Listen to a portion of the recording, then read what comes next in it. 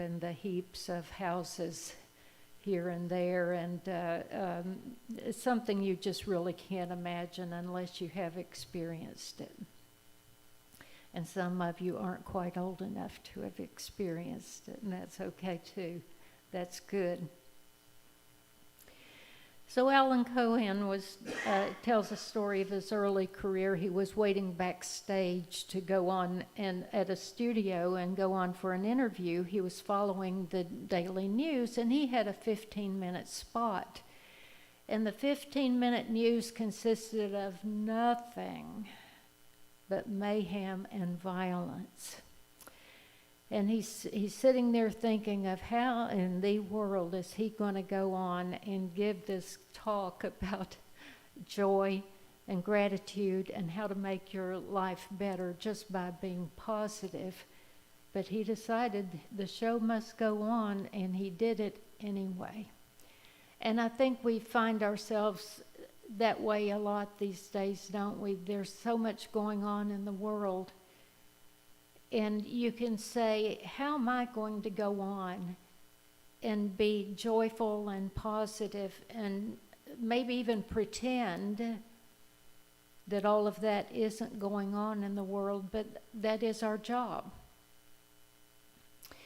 And it is our job to bring joy and light and peace to the next person in line. I've talked for the last 2 or 3 weeks about being your authentic self and bringing joy to the world. I talked about a little bit about sociological mindfulness and how it works. And what it is that your true power lies in your ability through your words and deeds to demonstrate to others a better way of doing things. That's just a modern way of saying what Jesus said when he talked about spreading seeds, right? And making certain that those seeds are spread on fertile soil. Now, those are the ones that are going to sprout, aren't they? But Reverend Alice and I were talking this morning about the crevices and the seeds that will find their way into the crevices. And if you talk good enough and long enough and you live that way, then you are going to be in demonstration of what you want to share with others. So our true power lies in our ability through words and deeds to demonstrate to others a better way of doing things. And I told you a couple of weeks ago the practical ways that can happen. We're practical spirituality here, so I share with you easy ways that you can go out and do good in the world. Simple ways. You see a shopping cart that's in the middle of a lane, take it back into the store. Don't say that's not my job. Just pick it up, take it back into the store. Don't worry about why someone left it there. Maybe they couldn't. But that's not our job to judge that. Our job is just to push it back into the store and let it be. When you're going through the checkout, don't use a plastic bag. Take your own. If you're just taking or getting a jug of milk, say, I'll carry that. I don't need a bag, thank you. And you'll start to notice the person behind you will do that too. I always admired my elderly mother because she, no matter what, when they started recycling in Oak Ridge, Tennessee, where she lived, she would make certain she had her recycling out to the curb. I thought that was great. That was, gosh, I don't know when they started doing that, but she did. I mentioned David Brooks last week. He used to be a very hard-headed and hard-speaking conservative commentator on a news panel. He's written 2 books, and the second book is called The Second Mountain. And it talks about what he's learned from his life after being at the peak of his job, being a commentator, and having made a midlife change. His marriage of 27 years ended. And whether you're the one that wanted it to end or not, that's traumatic. All the change that comes from that, and the children, everything that changes, that's a trauma. He chose to change his career. He didn't want that anymore. He found that it was no longer fulfilling. And that's a word I'd like for us to think about today, fulfillment, instead of maybe joy or some of the other words that we might consider here, fulfillment. It was no longer fulfilling for him to do that. He had reached the pinnacle of his career, and he decided to do other things. And he's noticed that after he progressed along this wanting something different, and there's a new, different way of calling it, a yearning. I think they call it a spiritual yearning, the golden yearning, whatever it is. There is a yearning for more than you had in your life before. It's a yearning to have God in your life, the feeling of God right here in your heart, where you know God. You want more of Spirit.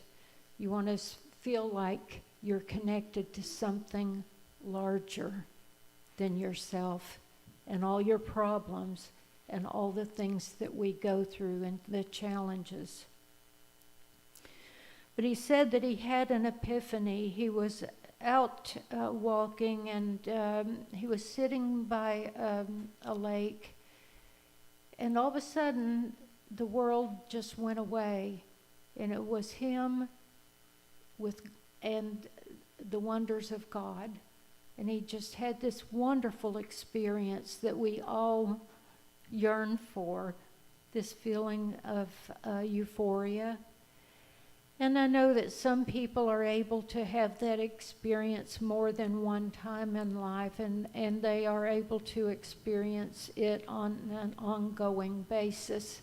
There have been those that can.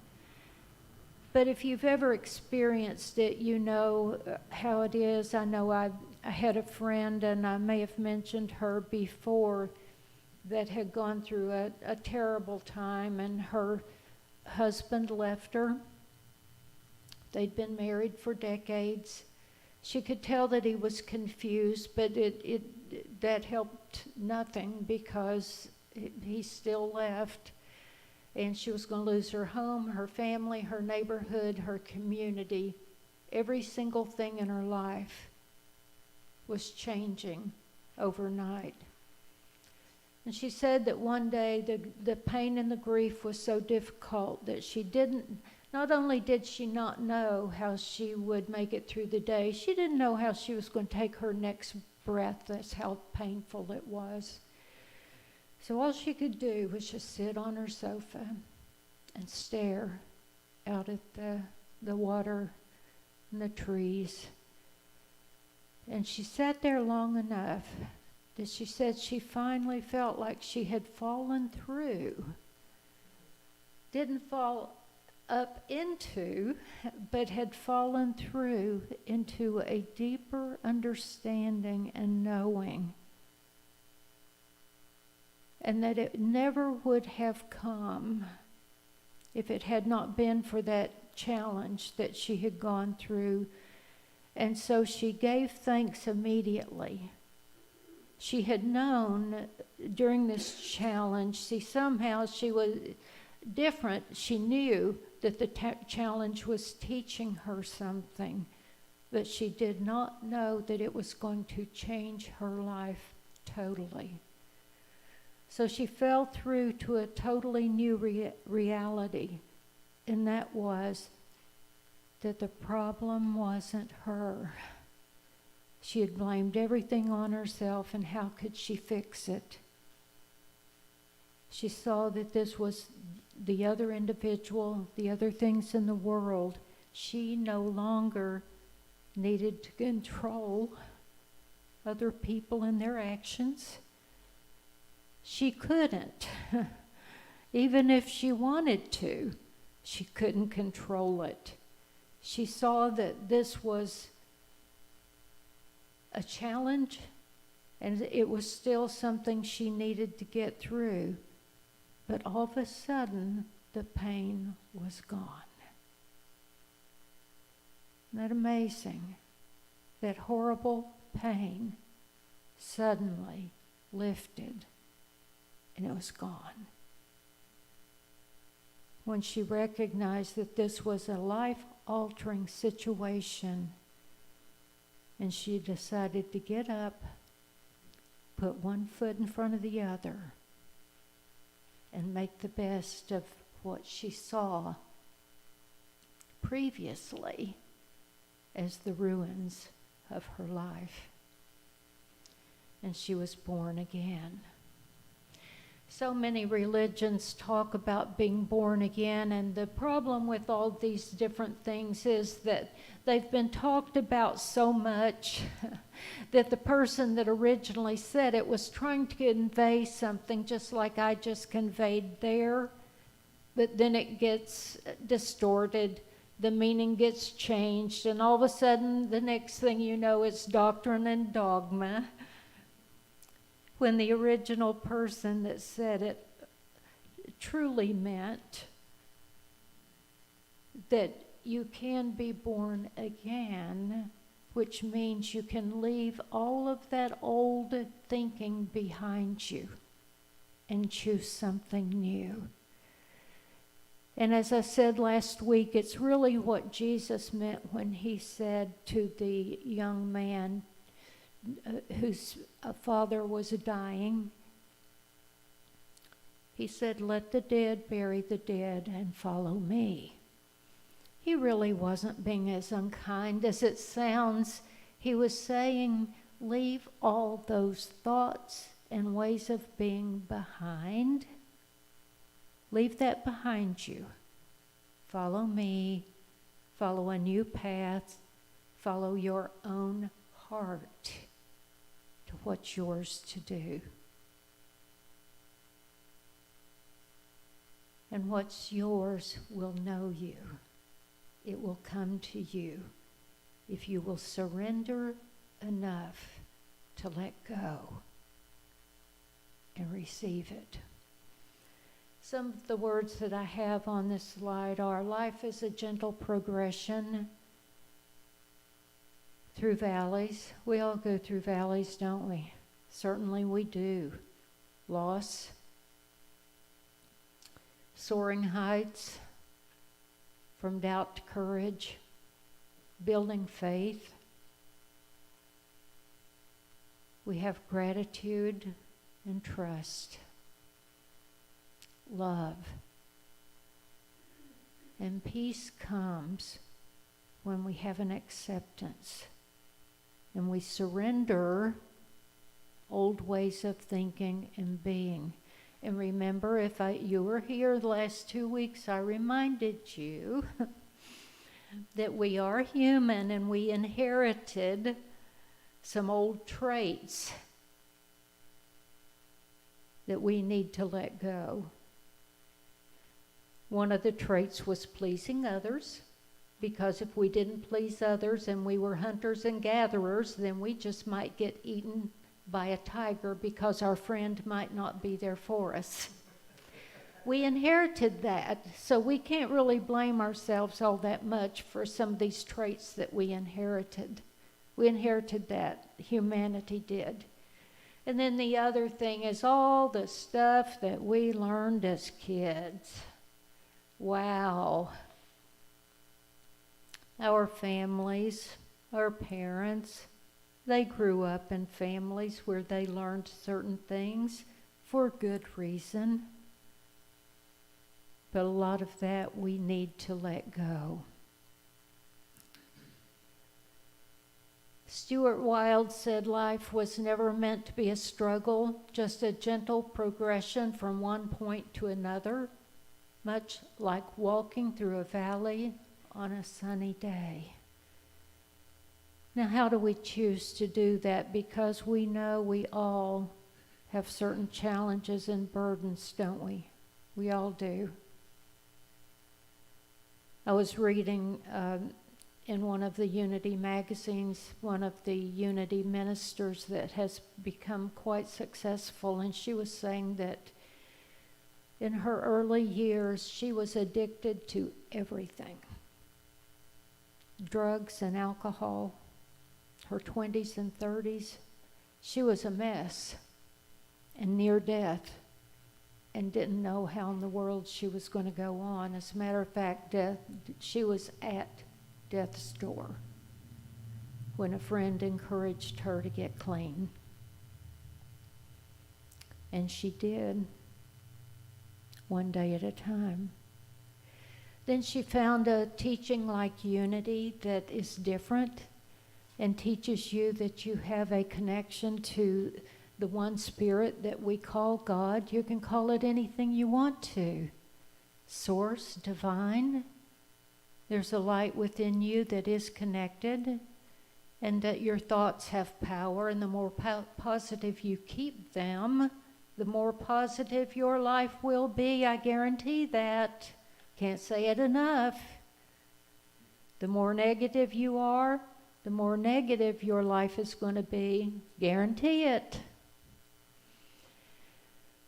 And the more time you spend in the quiet and in meditation, the more you will be able to connect to that one power and that one place.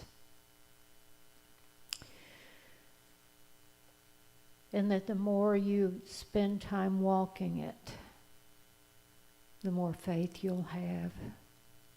We were born for these times. We were born to be the faith keepers. We were born to be the ones that stand up and show our light when the darkness is all around us. Don't go fainting and falling apart when times get rough. We're the ones that are called upon to be the light and remind others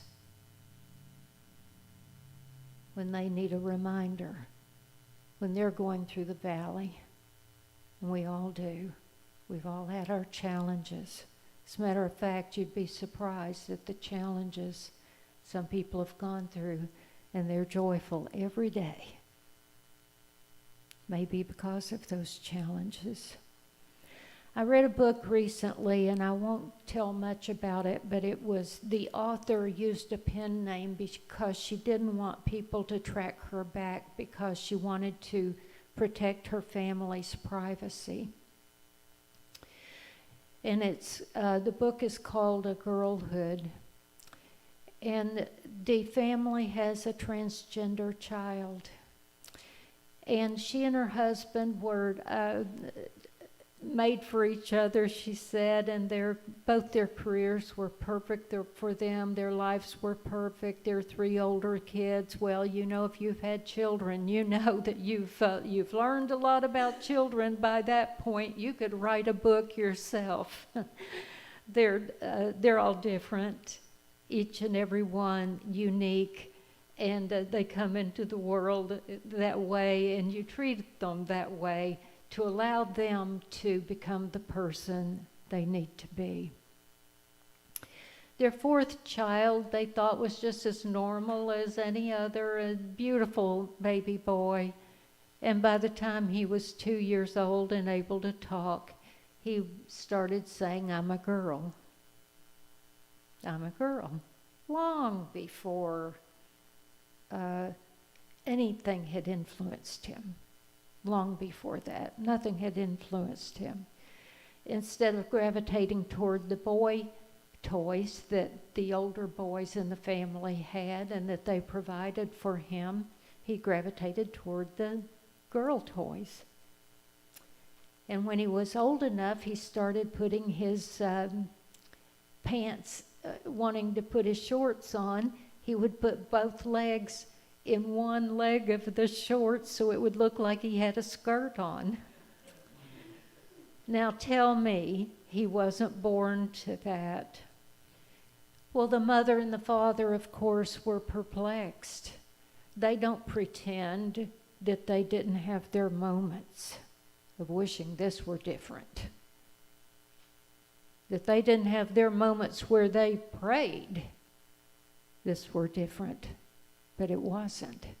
This was their truth, and they could do nothing but love this child and support this child in whatever way that turned out, however that turned out.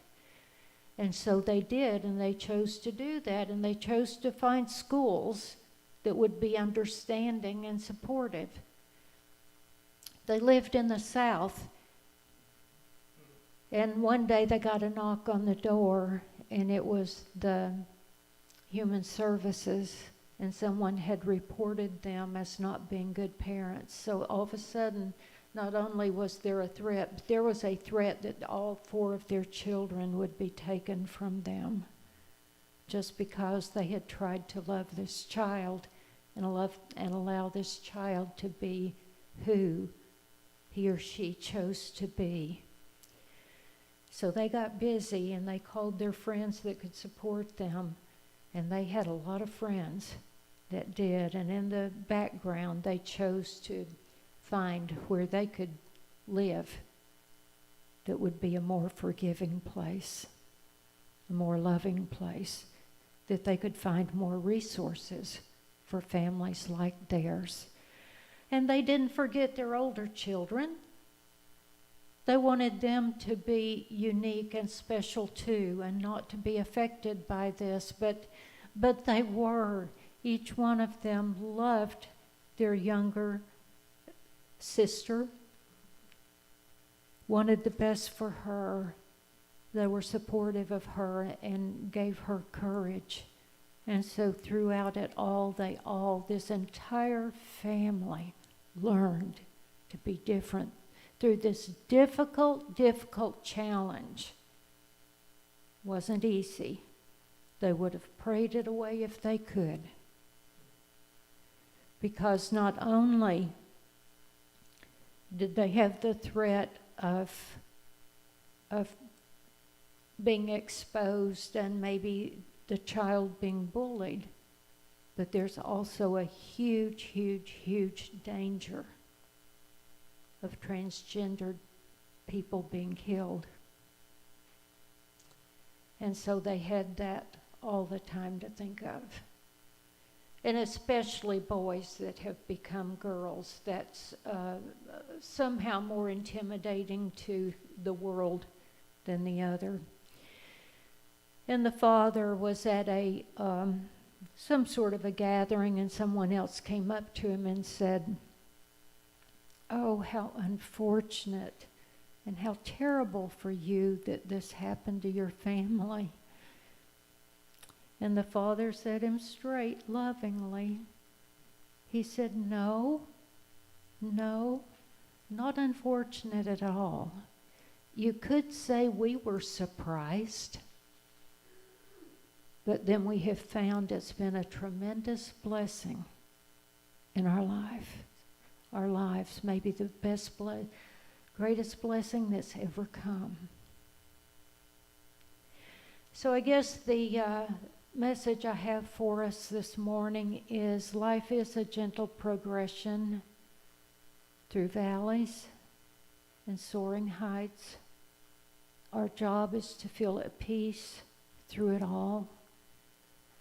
Fortunately for most of us, we don't have a challenge like that, but we do have our challenges, don't we?